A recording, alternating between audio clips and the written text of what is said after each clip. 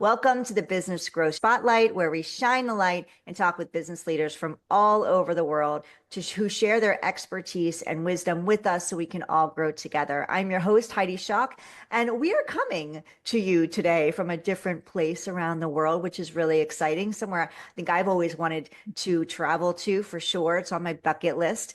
So I'm really excited to talk with my guest today. But before we do, if you're new to this podcast, welcome. Welcome to the Business Growth Spotlight. We're excited to have you here, and make sure that you stay till the end because we're going to give you a gift for joining us today.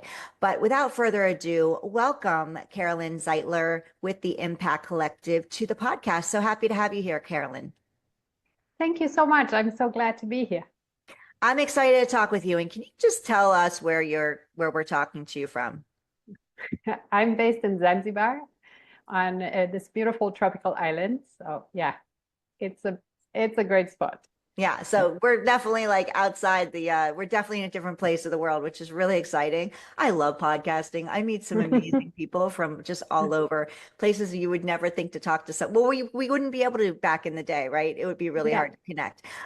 So can you share with us, tell us a little bit about yourself, Carolin, your business and your role within it. All right. Yes, so I'm the founder of the Impact Collective, and the Impact Collective is really a place where all the things that I do come together because everything I do is about impact. And so that's where it all comes together. My main activities are Lead with Love coaching and culture alchemy. I also do some writing and some facilitation and some storytelling, some other things. But yeah, the main things that I do are work with leaders and purpose-driven leaders especially, and with the organizational culture. And what inspired you to start the Impact Collective? I've had other businesses before, and it kind of they naturally follow on from each other, so there's like something has had its lifespan, and then I feel like, oh, now it's time for something new. And when I realized that I wanted to really shift to putting impact in the center of everything I do, then it was time to start the Impact Collective. Yeah. And I'm sure when you lead with your passion and with your mission, that everything just explodes from there.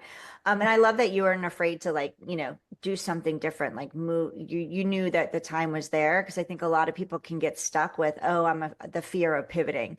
So you mentioned when you were sharing about yourself and your business that you talked about leading with love. What does it mean?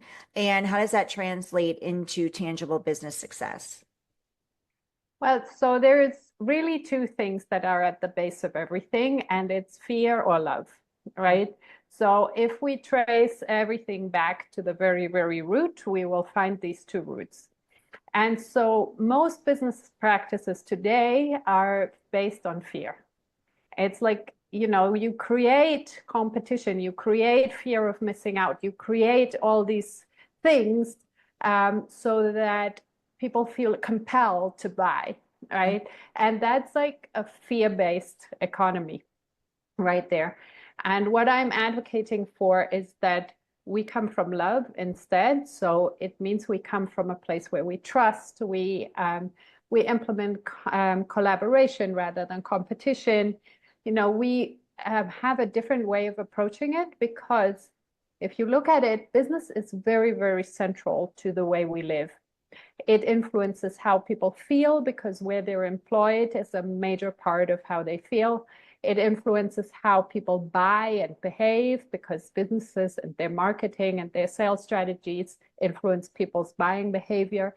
It influences how we treat our planet. It influences politics, so it has a huge influence in so many ways.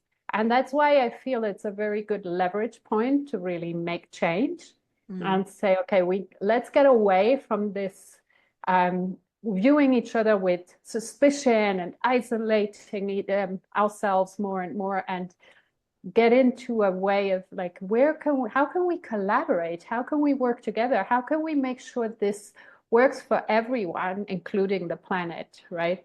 Right. Yeah, and I'm going to say the word. I love that you're leading with love. I really do. Because I am a big believer, and I say it in a lot of my messaging, collaboration is currency. And when we have a business, we got to create currency, right? But there's two Yeah. ways of doing it, like you shared. And you'll hear a lot of coaches and a lot of, when it comes to messaging, to create that FOMO, that fear of Mm, missing out, to create that urgency, to get people to take action. And I completely understand that. But I like how you're reframing it and going, okay, well, we don't need to create that fear, lean into fear. Let's lean into the love piece of it and into that connection piece and that collaboration, which I feel is better. And I always say we're better together, right? And you yeah, said, let's that's lean right. into collaboration versus competition. I couldn't agree with you anymore because than that, because I do believe that when we come together, we can create magic and we're here to support each other. And there's plenty of people and there's plenty of business out there for everyone. And let's live in a Exactly. space of what's possible in abundance versus in scarcity, right? If they have that person, then I can't have that person. Mm. If they're spending money with them, then they're not going to spend money with me. And that's just not true. Um, so yeah, I really, everything you're saying is really resonating with me and I love it. So how does a company's culture impact its ability to grow and scale successfully? Well, if we think about it, then business is mostly a series of interactions between humans, right? Mm. There are, of course, some parts of manufacturing and so on, but the main parts of business is really conversations, interactions, right? And culture is basically what tells us how these interactions are done in a company, right? So culture is basically the piece where we say we would like to communicate with each other in this way. Um, and also, culture is just the other side of the same coin where brand is, right? Brand and culture, they are just two sides of the same coin. And so, if you really want to have a believable brand, a strong brand, then your culture has to be completely aligned with your brand, so that your employees really represent your culture Mm. to the world, right? Because if they're not aligned, if you have a brand that is all about customer service and treating your customers really well, but you're not treating your employees really well, you're not going to get employees to fully live that, because how can they? They're not experiencing it Right. themselves, right? So they can't really pass it on. And so that's why culture is really central to business success, because it just gives you brand ambassadors, it gives you a credible brand, it gives you like the good and healthy communication between the different stakeholders. Yeah. And I've heard, and they say, I don't know who they are, but I've heard it and I believe it because I've seen it happen. Everything is reflected back to us as a mirror, right? So your Yeah, customers are your mirror, your results are your mirror of what's happening inside of either you or inside of your business. And there's many people that have been on this podcast that completely have said that, like, similar, like, culture matters, right? Culture of the yeah. company matters. It starts from within. And so if you want to, if you want great customers, then you need to have great people inside, right? And you need to Mhm. be treating them really, really well. So yes, perfect. You've shared that you've worked with purpose-driven entrepreneurs. So what sets them apart and how do they approach growth differently? So purpose-driven entrepreneurs basically they would never compromise their purpose for profit, right? So their business is not just about making money. Of course, we all need to make money, and there's absolutely nothing wrong with making money. It's just when you start compromising your values, you start compromising the purpose why you built this company in order to make money, then that's where it gets a bit problematic, right? So Yeah, purpose-driven entrepreneurs, they really always think about purpose first. perfect. So what's one you work with leaders, you shared. What's one unconventional leadership insight you wish more entrepreneurs understood? I have one that I often share because it really blew me away. I had a client and he was a kind of, I guess you would call it like an interim CEO. You know, he would go into companies that were failing and he would turn them around. He would stay there for 3 years, turn them around completely, make them profitable again, and then pass them on to someone who would keep on leading them. And he did that for like many, many years, right? And what he shared with me, what really stuck with me, was that every day he spends 30 minutes on reflection. Every day. And that's how he managed to keep up this very, very high stress job for a long, long time, right? Because every day he would spend 30 minutes reflecting on his day, on what he was doing, on what was succeeding, on what wasn't succeeding. And that was so inspiring to me. I thought, wow, yeah, I think more people need to do that, you know, just hit the pause button and reflect. Yeah, I agree with you. Pause creates progress, right? And many times when we're going, we think we're making progress, but we're not taking the time to go, wait a minute, am I going in the right direction? Right? Am Yeah. I really progressing in the way I want to go? And am I really progressing? And by Mm. taking that pause, you can actually go, okay, wait a minute, what's working? Okay, let's lean into that more. What's not working? Let's stop doing that now versus 3 months from now. Now you're Mm. progressing faster over the course of 12 months versus slower. And yeah, Yeah. I would love to see a study come out on that. I think that would be amazing. Yeah. So I'd like to switch gears a little bit, Carolyn, and talk about growth, as Mm. hence the name of the podcast. So for our listeners who are listening to you now, what can you share with us some challenges you've experienced in the growth of your business and how you've overcome them?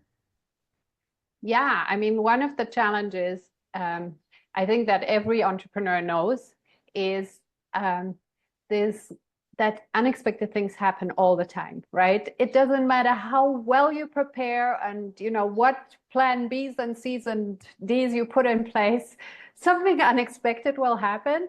And those are often very, very challenging moments. But those are also the moments where we grow the most, right? Right. When we really see like, oh, okay, I managed. This happened. Like this completely unexpected curveball was thrown into my life, and I managed to deal with it and I managed to get through it. And that's, I think, what makes us feel stronger. Yeah. So thank you for sharing that. Can you also share what is your biggest goal for this year for your business? Yeah. So, my biggest goal for this year is to have more passive income, right? Mm, Because, yeah, I've relied very much on selling time for money, you know, and while I really thrive on that and I enjoy it and I love working, you know, directly with people, um, in terms of security, it's not the best strategy, right? So, so my big goal for this year is to have, yeah, I've taken one of the programs that I usually do with people face to face, mhm. and I've created like an online version of it.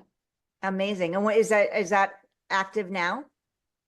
It's active now. It's the Culture Alchemy program, Mhm. and it allows companies to co-create, activate, and integrate the culture. Yeah, because you know a lot of culture consultants will come in and they'll just do like a culture code or a culture manifesto, or a vision, mission, and values, and then they'll disappear again. And guess what happens? You know, in 80% of the cases, nothing happens. Mhm. There's a bit of a hype for like 2, 3 weeks and then everything is forgotten again. And that's why I've created these other steps of activating and integrating so that it really becomes like part of their everyday life. Yeah. So if you had, if I was able to like go through this Zoom call and hand you a magic wand and you can wave it over one thing that's holding you back from either achieving that passive income that you want to create, or some other big goal in your business, what would that be that you could just take away and poof, it's gone, and why? I think for me personally, it's my block when it comes to social media. Mm, Like I've really been working on it and I think I've gotten better at it, but I really feel blocked when it comes to social media. There's something that it just doesn't come naturally to me. Whereas with other things, I'm really easy in podcasts like this or in interviews or writing pieces, like no issues whatsoever. But as soon as it's like in this social media framework, somehow there is some kind of block. And so, yeah, that would definitely be something I would magic away if I could. Got it. No, oh, and now you're not the only one. There's many people that have that block. And I completely understand it. It can be a little overwhelming at times, and it can feel Yeah. like we always have to be there, right? If we're Mm, not on, like we either have to be in it 24/7 or it's not working, right? So yeah, I yeah. completely understand. Well, and if I may, Yeah. I really thrive on getting the feedback from the people. That's why I love doing live events and facilitation because you get direct feedback, Yeah. right? And so you can adapt whatever you're doing to the feedback that you're getting from the room. If you feel the energy is up, and then you go with it. If you feel the energy is down, you can bring it up. But on social media, I don't get that feedback. So for me personally, the way that I work, it's challenging, not to have that feedback. Yeah. No, I totally understand. So if we were able to come back and bring you back in a year, what would success look like for you in the Impact Collective? Definitely to have the online program up and running, as I said. Um, but also, I think sometimes we forget to add like what we would keep doing, right? We focus a lot on starting and stopping, but sometimes we forget the keeping part. So I would really like for my coaching and my direct work with the clients to keep going as it is because I love that part. So that's something that I would really love to continue. And finally, I'm working on building something on the ground also here. And so that is something that I would like to see flourish over the next year as Mhm. well. But it's challenging, whenever you go to another country, then you have a whole new legal framework to deal with and things like that. And so those are some extra challenges. Yeah, absolutely. So keep us posted on what you're working on. That sounds exciting. Can't wait to hear more. I have one final question for you, Carolyn. If a business owner listening today feels stuck in their growth journey, what's the first step you'd recommend they take? For me, everything starts on the inside. So I think your best bet for success for getting unblocked is looking at your beliefs, looking at your fears, and seeing what's holding you back there. Like, what are you afraid of? What beliefs do you have about yourself? If you were to complete the sentence, I am not blank enough, like, what is the blank for you? And where does that belief come from, and how can you like work on that? Yeah, absolutely. It always starts from within, right? Just like you talked about Mhm. culture. Everything Yeah. on the outside of the business starts inside the business. So same thing Hmm. with us personally as well. No matter what we Yeah. want to create, it starts with us. If we want people to show up in integrity, we need to be in integrity first, right? Yeah. So if we want to attract trusting people, we need to be trusting first. And trust starts with ourselves. So perfectly stated. Carolyn, how can people that are listening, if they want to connect with you, connect and reach out to you? So they can find me on the impactcollective.love, and it's our new URL. I'm so happy that I got it. So perfect for what I'm doing. Yeah, and also on LinkedIn, you can find me as Carolin Zeitler. Can we maybe put the link in the notes? Yes, we will. We will have Carolyn's contact information as well as the website. All the links that she shared with us are in the show notes, as well as her bio. You can learn more about her there as well. But definitely go to the impactcollective.love to learn more about Carolyn and the business and reach out to her. Definitely connect with her on LinkedIn. She is on social, even though she's is not like one of our biggest fans. She's not a huge fan of it. She's on there. So definitely connect with her there. And if you're watching Carolyn and I on YouTube, then I invite you to hit that subscribe button because that's how we're able to share Carolyn with more people. Also, let you know that our amazing guests that we're having on are coming on and for you to gain more insights and wisdom, just like you did today with Carolyn. And please share Carolyn out to people that you think would benefit from her messaging here today and her sharing and her wisdom. And if you're listening to us on your favorite podcast platform, such as, for example, Amazon, Apple, Spotify, or anywhere else, you can leave us a review. We would love a 5-star review. This helps us share amazing guests that we have on, like Carolyn today, to more people, to help more people in the business space grow. And I thank you again, Carolyn, for being here. I really appreciate your time. Thank you for having me. It's been fun. Absolutely. Do you have any last thing before we wrap up that you want to share that I may not have asked you or you want to touch on? I think, the motto that I live by is trust your truth. And I just always want to remind people that you already know the answers. So trust your truth and go with them. Perfect way to end this segment. So thank you for that. And if you're listening to us today and I promised you a gift at the beginning. If you're listening to us today and you're feeling like you're doing all the things, you're on social, you're messaging people, you've got an email list, you're getting on podcasts, and you just feel like you're not getting the visibility that you're looking for, then go ahead and download our Spotlight to Scale blueprint. You can go to spotlighttoscale.com/blueprint and grab that. It's free. It's yours. Take it, use it, and grow your visibility. And let me know how you're growing. And again, thank you for listening to Carolyn and I today. Make sure you go reach out to her. Go to the impactcollective.love to go check out our website. And we will see you on the next episode of the Business Growth Spotlight.